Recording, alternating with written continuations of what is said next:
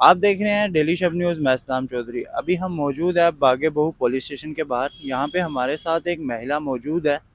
क्या कारण रहा उनका आज मीडिया में आने का, आइए इन्हीं से बातचीत करते हैं। मैम, क्या वजह रही आज आपकी मीडिया में आने की?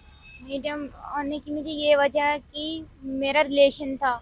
दिसंबर एंडिंग मेरी लाइफ में जो लड़का आया उसने मुझे लूटा, बर्बाद करके रखा। उस लड़के ने मुझे मेरे पैसे खाए, उसने 50,000 फोन छीना और मेरे घर आया गाड़ी लेके, मुझे जबरदस्ती गाड़ी में बिठाया। उसने मुझे अपने घर जम्मू लाया। 8 दिन उसने मुझे बहुत यूज किया। उसके बाद यहाँ से मैं मैसेज, मेरी मर्जी नहीं थी उसके साथ बात करने की, मैंने 20 दिन बहुत इग्नोर किया। वो फिर भी उसने मुझे बहुत तंग किया क्योंकि मैंने बात 2 दिन 3 दिन करनी है, मैंने आपके साथ सीधा शादी करनी है। तो फिर मैं घर गई, जम्मू से घर से श्रीनगर, मेरे पीछे आया वो 12 दिन के बाद वहाँ से वापस। और भूल में होटल में रखा उसने मुझे। एक दूसरे दिन मैं अपने घर गई, वहां पे भी उसने मेरे साथ रेप किया जबरदस्ती, मेरी मर्जी से ये सब नहीं हुआ। जबरदस्ती उसने मेरे साथ रेप किया। फिर मैं अपने घर गई, वहां से वापस जम्मू, जॉब करती हूँ यहाँ पे डोमिनोज। वहाँ यहाँ से उसने मुझे मैसेज पे बुलाया जबरदस्ती अपने घर, वहाँ अंदर लिया जबरदस्ती। वहाँ पे भी 15 तारीख की बात है, इसी महीने की। वहाँ पे भी उसने मेरे साथ रेप की, जबरदस्ती रेप किया मेरे साथ। तो फिर उसके बाद ये हुआ कि 15 तारीख के बाद तो जो उस दिन हुआ, उसने बोला अगर बात बाहर निकली तो मैं जान से ही खत्म कर दूंगा तुझे, तेरा मर्डर कर दूंगा। मैंने बोला पहले मेरे साथ आप निकाह करो, बाद में जो मर्जी वो कर सकते हो। उसने बोला मैंने तेरे साथ निकाह किया, मैंने शादी करनी है तेरे साथ, किया मुझे शादी के लारे में उसने मुझे यूज और झूठे वादे किए उसने मेरे साथ, कुरान किया उसने मेरे साथ। दूसरी बात यह है कि उसने मुझे मारा बहुत, उसी 15 तारीख रात को उसने मुझे बहुत मारा, तो लूटा बहुत सर। मेरे साथ उनने बहुत गलत किया। लड़के का नाम क्या था जिसने किया? लड़के का नाम मोहम्मद वसीम, तहसील मोहर, डिस्ट्रिक्ट रियासी। यहाँ उसका घर भावे में है, मेरा घर नहीं है, मेरा रूम है, मैं रेंट पे रहती हूँ कासिम नगर। उसने मुझे मैसेज पे बुलाया अपने घर 15 तारीख रात को, वहाँ पे रेप किया तो और धमकियां देने लगा, तेरे फोटो है मेरे पास, अगर बाहर बात गई थाने या कहीं और मैं मर्डर कर दूंगा तेरा, और तेरे फोटो है मेरे पास गंदे में वायरल कर दूंगा, तुझे बदनाम कर दूंगा मैं। एक लड़की और लड़का जब आपस में ऐसे मिलते हैं, ऐसी उनसी बातचीत होती है, जैसा कि आपने कहा, तो ये जाहिर सी बात है, एक मोहब्बत का रिश्ता जो है वो अभी शादी से पहले बन जाता है। क्या आप में भी वही था? हाँ वही था हमारे में। मैं शादी करना चाहती थी उसके साथ, जब उसने मेरे साथ वादे किए, उसने कुरान पे हाथ रखा, मैं छोड़ूंगा नहीं, तो आज भी मेरी है तो कल भी मेरी है। मुझे बहुत भरोसा था कि ये मेरा ही है, मैंने इसके साथ शादी करनी है। उसके घर वालों को ये सारा मामला पता था कि आप उसके साथ बातचीत करते हो, आप उससे मिल रहे हो? जी सर, उनको सब पता था कि बात करती है, ये शादी भी करना चाहती है, लड़का भी शादी करना चाहता है। सबको, उसकी भाई भाई, उसके मुमा, बहन, भाभी, सबको पता है। पापा उसका है ही नहीं, तो उनको पता था कि रिलेशन में है ये। उनको ये भी पता था जमूली मेरे लड़के, उसकी मम्मा को पता था जमूली मेरे लड़के ने जबरदस्ती ली है, मेरे घर पे है वो, उनको सब पता था। लेकिन उन्होंने फिर भी मेरे साथ दगा की। कहाँ रहते हैं उनके घर वाले? वो भी कहाँ से वो बेसिकली बिलोंग करते वो रहते हैं तहसील मोर, डिस्ट्रिक्ट रियासी। वैसे घर यहाँ पे भी है, यहाँ पे घर है, शाहबाज कॉलोनी उनका घर है। तो मेरा घर नहीं है यहाँ पे, मेरा रूम है कासिम नगर। मैं जॉब करती हूँ यहाँ पे डोमिनोज।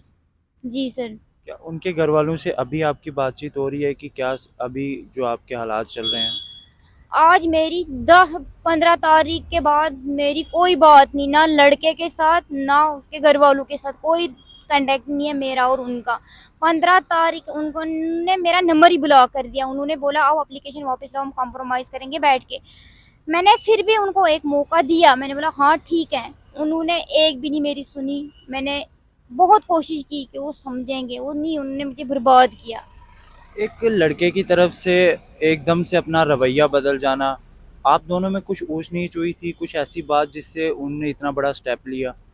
हमारे बीच में कुछ भी नहीं हुआ, ऐसे ही अचानक उसने फोन करना छोड़ दिया और गालियां शुरू और इग्नोर शुरू। ना झगड़ा भी होता, ब्रेकअप भी होता है, ना झगड़ा हुआ ना कुछ, ऐसे ही कभी टाइम नहीं है, कभी ये है, कभी वो है। उसने फ़ोन करना ही मुझे छोड़ दिया, क्योंकि मैं इस टाइम बर्बाद हूँ। उसने मुझे बर्बाद करके रखा है, मैं किसी और की नहीं हो सकती हूँ। मैं कैसे किसी और की हो सकती हूँ? उसने मुझे बर्बाद, उसने मुझे 1 साल बर्बाद किया, यूज़ किया। मैं किसी और की नहीं हो सकती हूँ।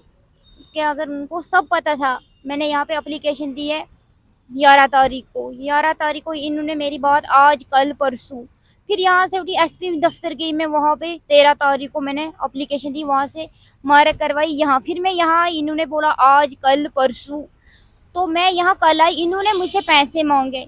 मैम को मैं शक्ल से जानती हूँ, नाम से नहीं जानती हूँ। उसने बोला मुझे कि 10,000 दो, गाड़ी निकालनी पड़ेगी यहाँ से। उस मैम ने मांगे? जी, मैम ने बोला कि 10,000 दो, गाड़ी निकाल के दो हमें, और होटल का खर्चा भी देना पड़ेगा, जहाँ रात लगेगी वहाँ आपको खर्चा भी देना पड़ेगा। मैंने ना नहीं किया। मैंने बोला हाँ मैं दे सकती हूँ, उधार लूंगी किससे, क्योंकि मैं एक गरीब लड़की हूँ, उधार लूंगी किससे? मैं आपको पैसे दे सकती हूँ, लेकिन लड़का ढूंढना पड़ेगा।